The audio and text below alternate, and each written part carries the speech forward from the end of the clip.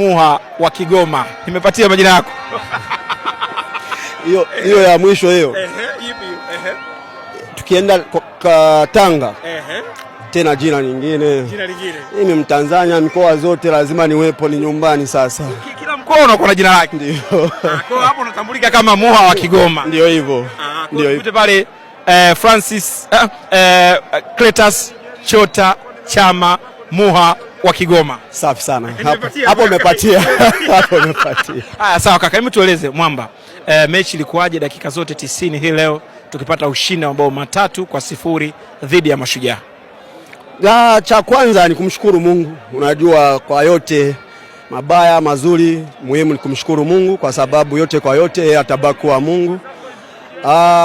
Kwa mchezo wa leo nahisi tulianza vizuri, na mechi kama hizi zinakuwa na pressure.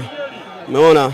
Zinakuwa na pressure na tumepata goli mapema, kwa hiyo imetusaidia at least kuwa watulivu kwenye kupossess na kwenye kutafuta goli ya pili na ya tatu. Kipindi cha kwanza tumepata goli alafu tukaziba, tukatafuta goli ya pili ikashindikana. Tukaenda half time, kocha akatuelekeza jinsi ya kutafuta goli ya pili, tukatumia mbinu za kocha tukapata goli ya pili na ya tatu.